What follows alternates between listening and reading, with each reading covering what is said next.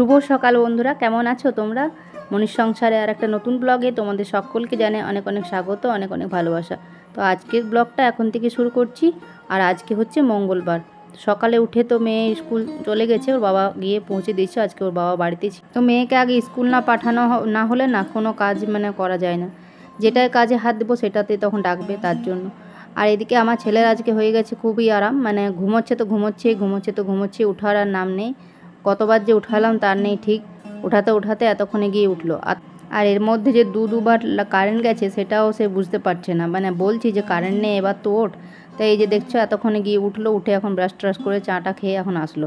আর তার আগে দিয়েছে ঘরটা গুছিয়ে বাগিয়ে আমি গেলাম, আর দিয়েছে গামছাটা ওখানে ছুঁড়ে, এমনভাবে ছুঁড়েছে চেয়ার থেকে সব জিনিসগুলো নিয়ে টপে রেখে দিয়েছে, সব গুছিয়ে বাগিয়ে ঝাঁটাটা নিয়ে গেছি। তখন দেখছি আবার গামছাটা পড়ে আছে। তো কীরকম রাগটা লাগে চিন্তা করো।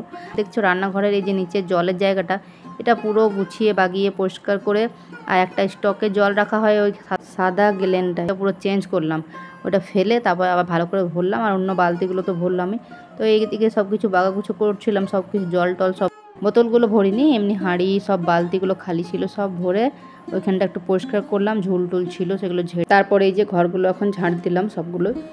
তো তোমরা পুরো ব্লগটা দেখতে থাকো। আর ওদিকে ওর বাবাকে বললাম যে যেতে, আজকে তো 1 তারিখ, তো বললাম রেশনটা যদি পাও তো নিয়ে আসো, কেন আজকে মঙ্গলবার, আজকে ও রেস্ট থাকে। তো তাই গাড়িটা বের করলো। তো ওদিকটা বেশ ফাঁকা হয়ে গেল, তার জন্য ঝাঁট দিলাম। তো দেখছি কি যে ইঁদুরে না ওর বাবার একটা বারমুন্ডা প্যান্ট কালো কালারের, তারপর মেয়ের একটা ছোট প্যান্ট, তারপর ওই পা মুছা একটা বস্তা, সব দেখছি ইঁদুরে ওই জানলাগুলোর নিচে ঢুকিয়ে দিয়েছে। আর এমনভাবে কোনো মতে ওটাকে টানতে পারছি না। তারপর অনেক চেষ্টা করার পর ওটাকে টানা গেল। কীরকম ইঁদুরগুলো বেশ বড় বড় সাইজের, ইঁদুরগুলো আসে কোথা থেকে আসে জানি না, কোন জঙ্গল থেকে।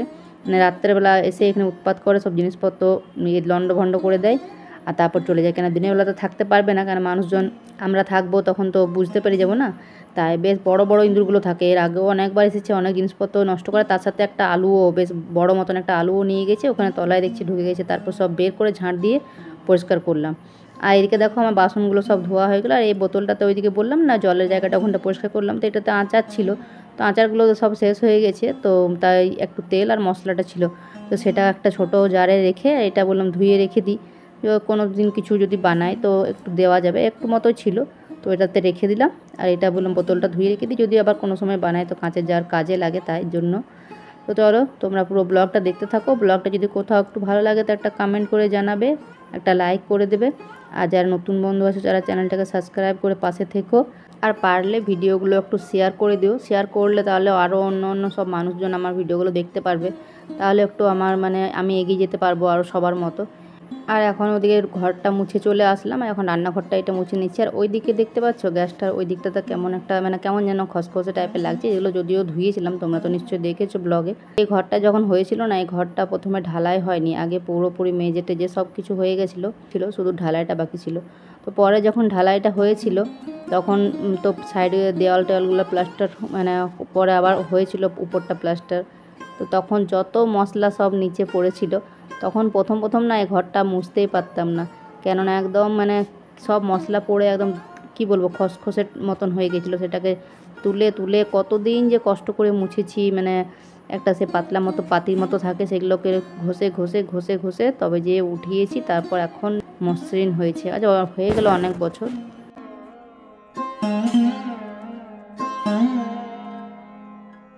আর এখন স্নান করে চলে আসলাম এই যে কাপড় মিলতে। তো দেখো এখানে না মোবাইলটা রেখেছিলাম ভিডিওটা করার জন্য। তো কীরকম জানি না কেন এরকম হয়ে গেছে, একটু ঝাপসা মতো। তো তোমরা একটু অসুবিধা হলেও দেখে নিও কষ্ট করে। যাই হোক, তো কাপড়গুলো ঝটপট মিলে নিয়ে পরে আমি দেখছি যে এরকম হয়ে গেছে। তো কী করবো, একা হাতে একা সেট রেখে মোবাইলটা, কেউ তো আর ধরার কেউ নেই। আর ভীষণ রোদ, দেখতেই পাচ্ছ গামছাটা মাথায় ঢাকা নিয়ে নিয়েছি, প্রচণ্ড রোদ লাগছে। স্নান করে এসেও এতটা ঘেমে গেলাম যে কিচ্ছু বলার নেই। আর একটু দেরিও হয়ে যাচ্ছে যেহেতু অন্য কাজগুলো করছি, তাই। আর এখন দেখছো পুজোটা করে আর চলে আসলাম এই যে নিচে। তো মুড়িটা দিয়ে গেছে যে দিয়ে যায় দাদা। তো মুড়িটা না কালকে একটু মতো ছিল, আজকে আমার হয়তো হয়ে যেত, কিন্তু বাকি আর কারো হতো না। তো কালকে মনে করেছিলাম যে বলবো করে, কিন্তু কি বলতো নানা রকম কাজের তালে না ভুলে যায় যে কখন। আসলে যখন মুড়িটা খাওয়া হয় তখন মনে ছিল যে হ্যাঁ বলতে হবে আজকে মুড়িটা, তারপর ভুলে গেছে। তারপর বিকেল দিকে আবার মেয়েকে টিউশন নিয়ে গেছিলাম, ওর বাবা তো এসে ঘুমাচ্ছিল, তারপরে আমি নিয়ে গেছিলাম, একবারে টিউশন পড়িয়ে আসলাম, সন্ধে হয়ে গেল। তারপর সন্ধ্যা দেওয়া, রুটি করা, এইসব কাজের ইয়েতে আর ভুলে গেছি বলতে। তারপর রাত্রেবেলা যখন আবার খাওয়ার সময় হয়েছে তখন মনে পড়ছে যে মুড়িটা বলতে হতো। আর বাবা কালকে আবার প্রায় 8টা-9টার সময় উঠলো, তারপর দোকান গেল, তো আসতে একটু দেরি হয়েছিল, মানে 10টা সাড়ে 10টার সময় আমরা খাওয়া দাওয়া করছিলাম। তো তার জন্য আর তখন কি এত রাতে বলা যায়। তো আজকে সকালে বললাম, তো বললো ঠিক আছে, কালকে বললে ভালো হতো, কিন্তু তাও দিয়ে গেছে। তো সেটাই এখন ঢেলে রেখে নিলাম। আর দেখো এখানে এখন মুড়িটা খেয়ে নিচ্ছি। তো আজকে তো মঙ্গলবার, নিরামিষ যেহেতু, তো পেঁয়াজ টিয়াজ খাই না, আর তার জন্য আজকে আর কিছু বানালাম না।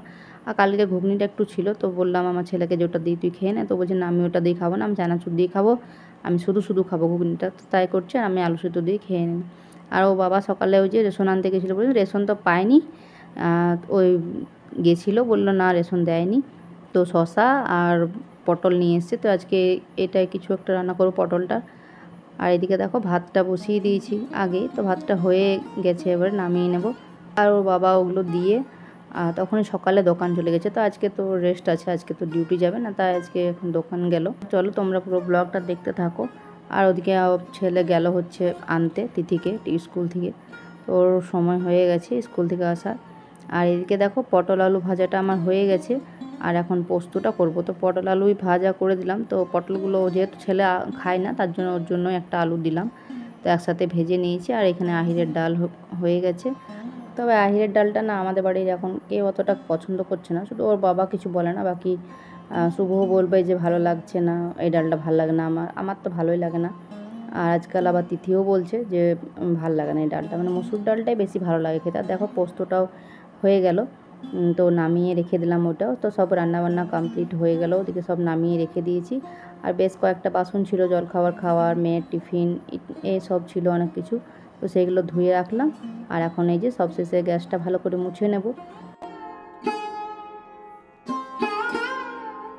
যেসব নতুন বন্ধুরা আমার ব্লগগুলো দেখছো, তারা প্লিজ একটু চ্যানেলটাকে সাবস্ক্রাইব করে দিও, পাশে থেকো যাতে আমি এগিয়ে যেতে পারি। আর যারা ভিডিওগুলো আমার প্রতিদিন যারা দেখো, তারা প্লিজ একটু শেয়ার করে দিও, যাতে আরও অন্য সব বন্ধুরা যারা আছে, আত্মীয় স্বজন, সবাই যেমন দেখতে পায় ভিডিওগুলো, তার জন্য একটু প্লিজ শেয়ার করে দিও তোমরা। ওইভাবে একটু পাশে থেকো যাতে আমি এগিয়ে যেতে পারি।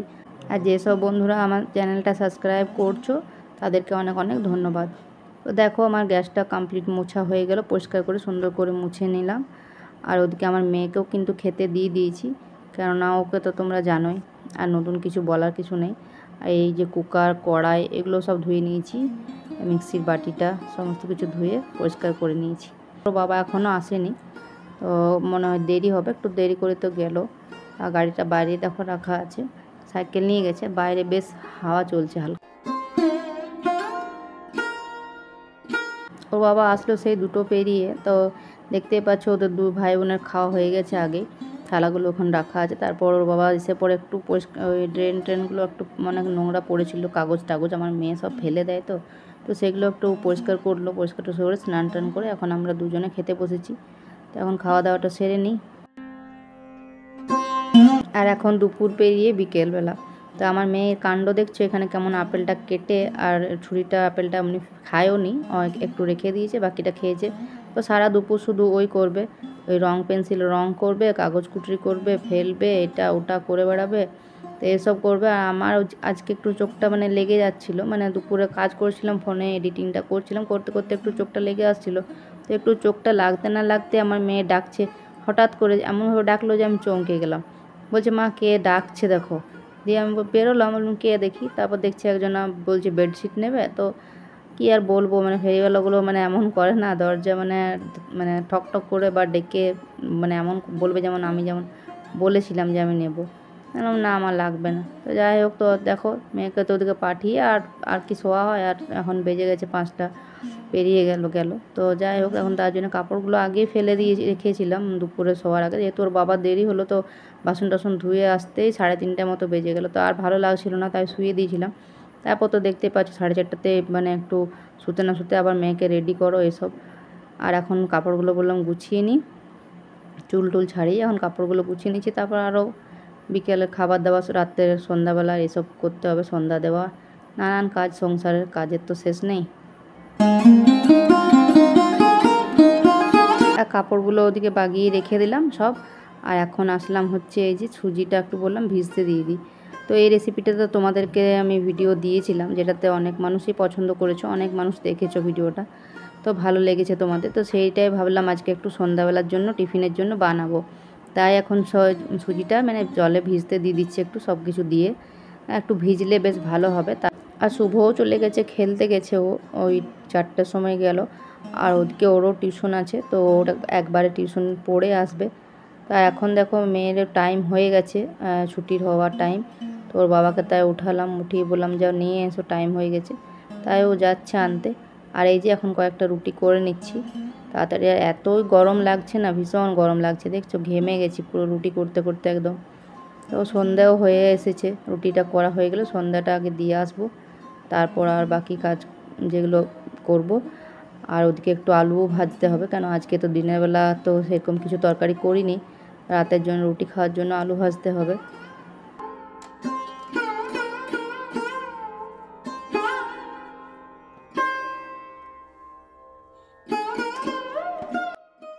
আর এখন সন্ধ্যাটা দিয়ে আসলাম, ভীষণ গরম লাগছে, না কিচ্ছু বলার নেই।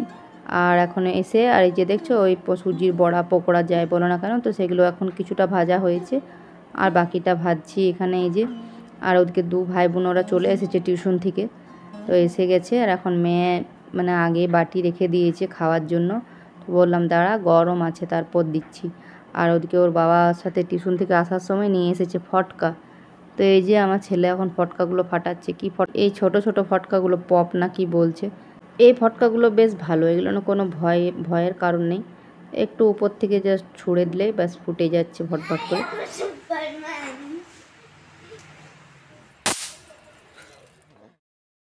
তো এদিকে আমার হয়ে গেছে এগুলো কমপ্লিট, আর ওদিকে ফটকা ফাটাচ্ছে ফাটাক আমার ছেলে। তো এদিকে করতে করতে অনেকগুলো যেগুলো ছিল সেগুলো অনেকগুলো খাওয়া মানে চলছে, একটা দুটো করে খাচ্ছে। আর এখানে আমার মেয়ে বাটিটা রাখাই আছে, আমার দেওয়া হয়নি, তো ওকে তাই দিয়ে দিচ্ছি, ও খাওয়ার জন্য বাটি রেখে দিয়েছে আগে। তো চলো বন্ধুরা, আজকের পুরো ব্লগটা নিয়ে যদি তোমাদের একটু ভালো লেগে থাকে তো একটা কমেন্ট করে জানিও। আর যারা নতুন বন্ধু তারা প্লিজ প্লিজ প্লিজ চ্যানেলটাকে সাবস্ক্রাইব করে পাশে থেকো, আর একটু শেয়ার করে দিও সবাই নিজেদের মধ্যে এবং আত্মীয় স্বজন বন্ধু বান্ধবদের মধ্যে, যাতে একটু আমি এগিয়ে যেতে পারি, আর কিছুই না। তো তোমরা ততক্ষণের জন্য সবাই ভালো থেকো, সুস্থ থেকো। পরের দিন আসছি আর একটা নতুন ব্লগ নিয়ে, ততক্ষণের জন্য সবাই ভালো থেকো, টাটা।